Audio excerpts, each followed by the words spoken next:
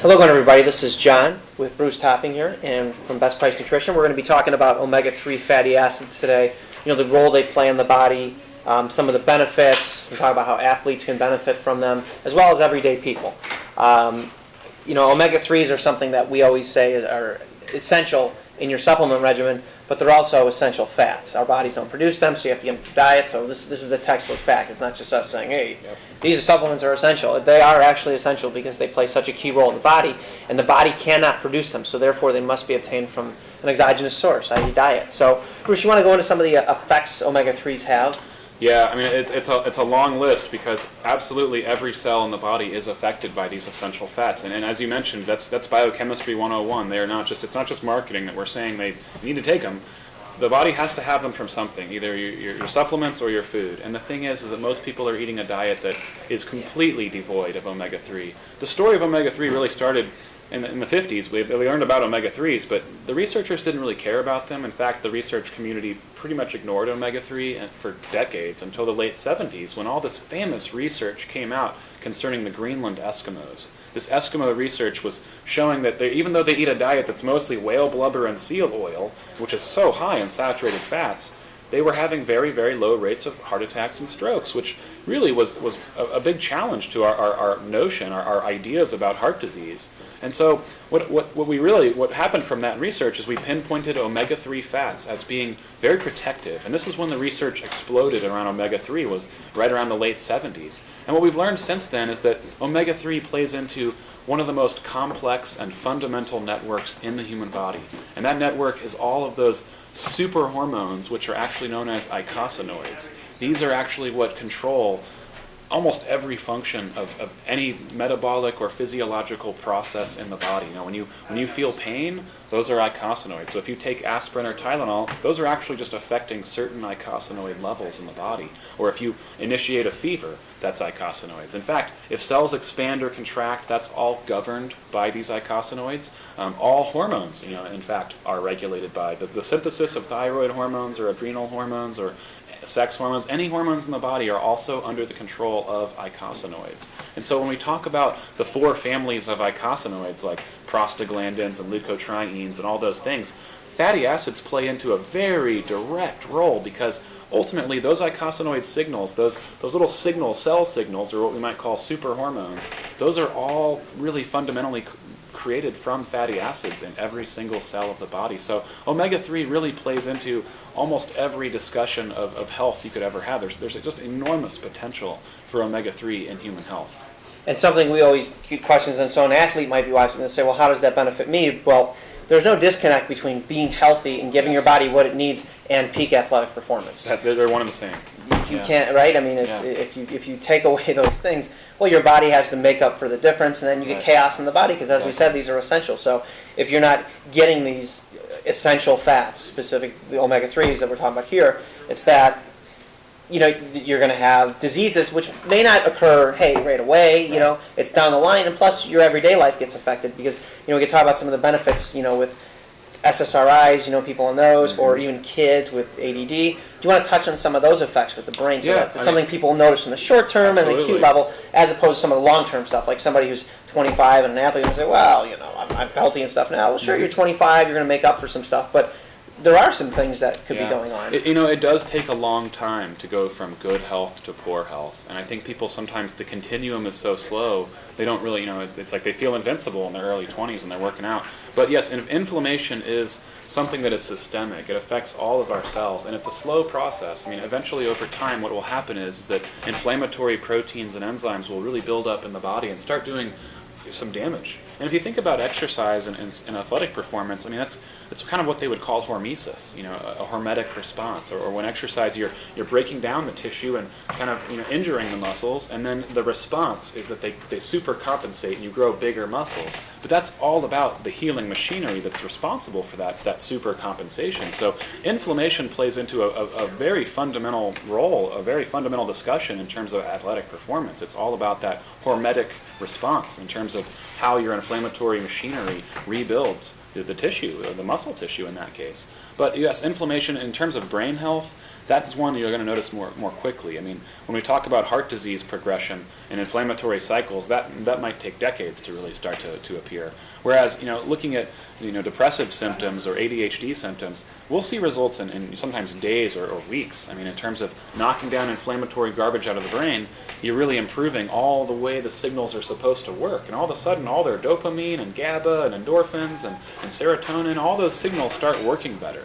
So it's really, you will feel effects sometimes quickly, but often the biggest and most far-reaching effects are going to take a while to manifest in the body. But yes, omega-3 plays into some really big discussions about brain health, eye health, skin health, joint, pain markers and inflammatory stuff like that. I mean, it really affects almost everything in the body. You give the body what it needs and it reacts better, like you touched on with the people, like with kids and ADD and some of the research on that, or people on Lexapro or Prozac, these other SSRIs that are having these problems where they don't feel good and they're depressed. Well, your brain is made of these fats, and if you don't give them to them, you're going to experience not being happy. I mean, they literally can make you feel better. Exactly. Which it sounds like a subjective thing, but I think we can probably find some objective markers to measure that. And there's actually been some in research. Yeah, I mean, looking at endorphins and serotonin, those are.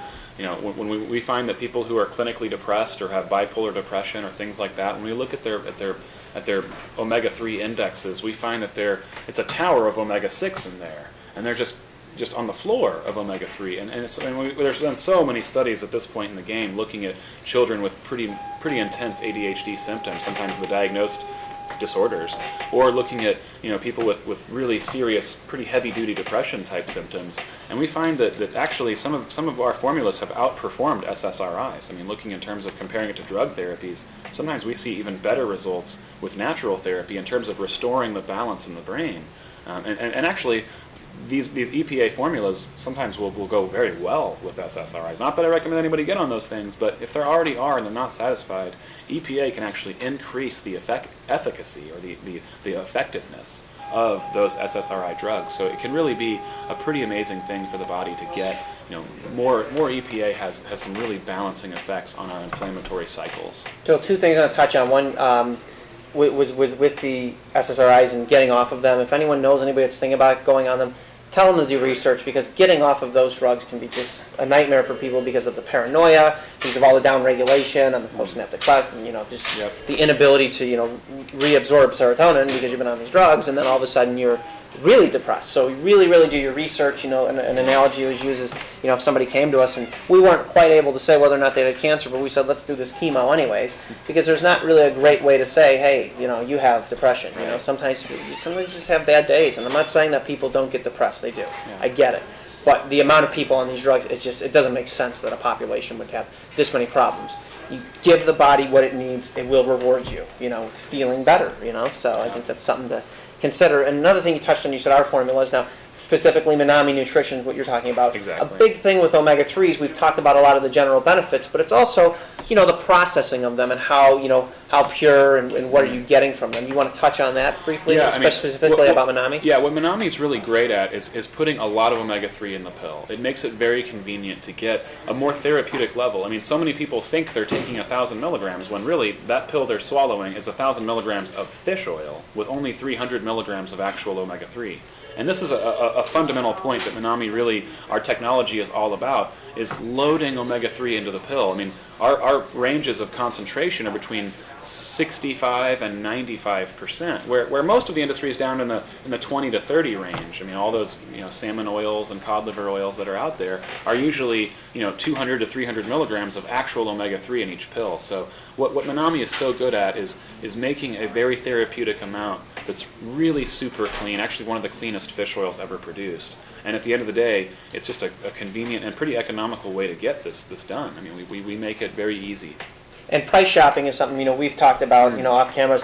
You can price shop certain supplements. If you guys have watched our videos, we'll tell you with creatine, buy creatine monohydrate. All the research has been done on it. It's a hell of a lot cheaper than the other stuff out there. There's a lot of hyperbole and marketing behind these other things, but no research to back it up. It's just going to cost you more money. So we tell you, hey, buy the cheaper one. It's what works. Price shopping with fish oils, this is one area where you don't really want to do it. If you're going to a big box store and buying it, those big box stores have a margin to beat, and they're going to tell the manufacturer, we want to make X margin and we have a price point, meet it. Well, they're going to cut corners. Yeah. So these fats, it's very important with how they're processed, right?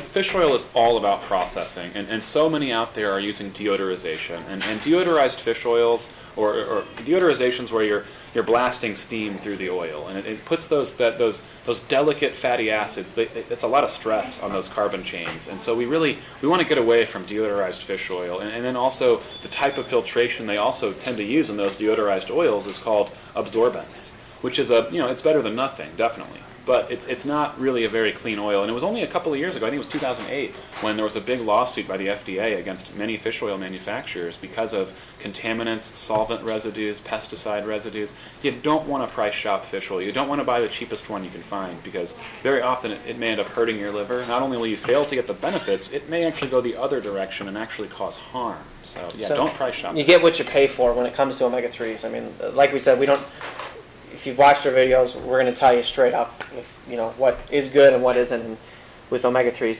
that's very important. So I want to touch on that. Now, some side effects, I kind of hate that term. I think they're all effects. I think side effects I agree. is more I was about to say the same marketing, thing. Yes. But people always ask, what are the side effects? Well, they're effects. If it happens, it happens, and it's an effect. What are some of these, we'll call negative effects, if you will, from taking omega-3s that people have talked about? The main one that people are often concerned with is blood thinning. And this is actually, a good effect to a point, because, obviously with the heart, you don't want to be pumping syrup. If the pumping efficiency of your heart has to do with how easy it is to pump the blood around. And for many people, their blood is fairly thick. It makes the heart work a lot harder. And so in general, fish oil has a blood thinning effect. And so for some people, if they're on a blood thinner, that can be a real, a bad thing. They cannot take high-dose fish oils if they're on certain blood thinners, because then, it's almost putting them into a hemophilia type situation, where if they were to nick themselves shaving, it's just going to bleed and bleed and bleed. Or heaven forbid, if they were in a car accident, then they might not be able to stop the bleeding. So there's concerns like that with high-dose fish oils. I mean, I think doing one a day of ours, unless you're on a really aggressive blood thinner, you're probably going to be all right. But you'd want to talk to your doctor if you're taking any blood thinners before doing a fish oil supplement, especially one as concentrated as Manami. Sure, yeah, and that's a good point, to double check. I mean, I think a lot of those people have been told to avoid things like spinach and things like K and stuff. So, yes, exactly. So, hopefully they're only on those for a short period of time, because there's a lot of benefits to those things too. So find out why you're on those things. Do your own research, because the bottom line is nobody cares as much as you do. Whether it's you're investing your money or what you're putting into your body, do some research. I mean, that's why we're putting out these videos, to give you guys some knowledge to, learn a lot of this stuff. So it's really, really important. Now, another effect some people will talk about is reflux, which is more of a, not necessarily due to this, it's just something that happens, and I'll let you go ahead and touch on a lot of people actually have slow drainage in their stomach. And you see, the problem with that is when food sits in the stomach for long enough, it kind of ferments. I mean, it's a warm environment, and it's pretty chemically harsh. There's a lot of acids and enzymes working, and oils, if they're sitting in the stomach for very long, they'll tend to oxidize and create gases, and this is where you'll burp fish. And so it's actually, that can be done even with the cleanest fish oil in the world. It'll get oxidized once it sits in that warm, acidic environment for a long time. But in general, if you have good, healthy digestion, then oils, typically, if they're clean, you should not burp them very much at all. Now, we typically flavor our oils for people that do have slow digestion. I generally hear that people who have had problems with fish oil often don't have problems with our line, with Manami products. I typically hear that a lot, that people who have tried a lot of fish oils find that ours really they tolerate well in terms of bloating or burping, or what they call, that's actually called repeat in the industry, they call it that. But yes, essentially it's because of reflux symptoms. I mean, people don't really realize that reflux is so common. I mean, many people who have reflux don't know they have it. I mean, it's not as advanced as the burning in the esophagus. It's just a lower degree.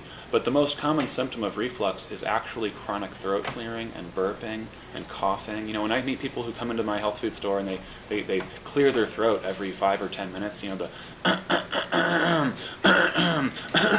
when they're doing that every 5 or 10 minutes, that usually tells me that there's some upward fermentation gases coming up there, irritating the trachea and the mucous membranes, and they're just, they're coughing and cleaving it off all day long. And that's going to happen even more with fish, and fish provides that really signature aroma that they really notice. So even though they're burping up a lot of their foods, fish is something that they really notice. It's something that's like, ooh, that's fishy, and it's just, they don't really like it. It's a nuisance for them. And some of the treatments for those who have, acid reflux and trying to protect the esophagus and all that stuff is just that they're then taking drugs that stop the production of acid, which is actually the opposite of what you'd really want to do. So that's the textbook definition of treating a symptom and not curing the problem. And very often, I would even add that from a lot of the research, we're finding very recent research that the longer you're on those things, the less chance you have of healing. And in fact, turning off acid may kind of make it so that your body can't really improve that drainage time, and you'll be able to control the symptom, but at the expense of the rest of your digestion. You mean your body produces hydrochloric acid for a reason, and we wouldn't want to turn that on? I know it's weird to think the body does that for a reason. Who knew? But I know.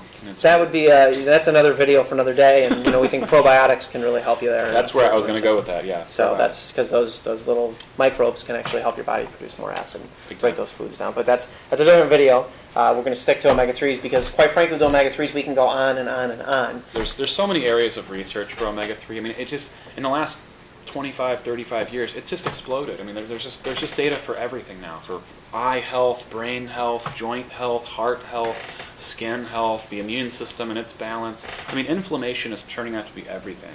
And we're finding that so many of these diseases that have really ramped up in the last couple of generations may have a lot to do with inflammation. Things like heart disease that for a long time we've thought it's just become, it's because of too much saturated fat. We thought that it was too much butter and cheese and lard and tallow and coconut oil in our diets, but we're finding now that it may have a lot more to do with inflammatory cycles wherein there's all this inflammation damaging our blood vessels, and the cholesterol is going out there to repair the blood vessels on a continuous basis, a low level of cholesterol going out there to repair our blood vessels and arteries. And if that happens over time, it seems to build up those plaquing in the artery wall. And so fish oil and inflammation in general is turning out to have a huge role in terms of the progression of arteriosclerosis and atherosclerosis. Really looking at heart disease research.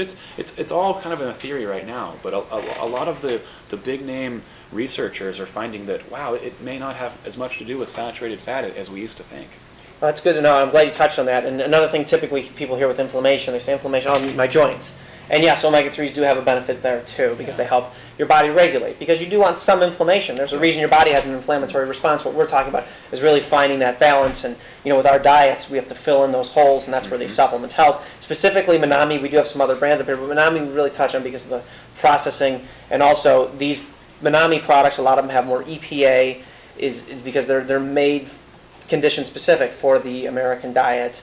Exactly. Because of a lot of the things that we talk about. There's research on both EPA and DHA, and at this point, honestly, it's all over the map. There is just so much research out there that I don't want to throw rocks at DHA because it's done some neat stuff in the research. But we're finding it with Manami's data. We pay for a lot of research. That's one thing that's different about Manami. Where it's actually, in Europe they take this whole natural medicine stuff a little more seriously, and this is one of the state of the art of natural medicine in Europe is Manami, and these guys do a lot of big clinical study, and we're finding that there's just so many effects in the body. It's almost hard to relegate omega-3 into just one little discussion because it just does so many things for so many people. But I would definitely say that when you look at the studies, EPA is turning out to have more effects in terms of inflammation, in terms of inflammatory proteins, and especially in the brain. EPA moves through the blood-brain barrier easier than DHA. It has more effects on serotonin and tryptophan.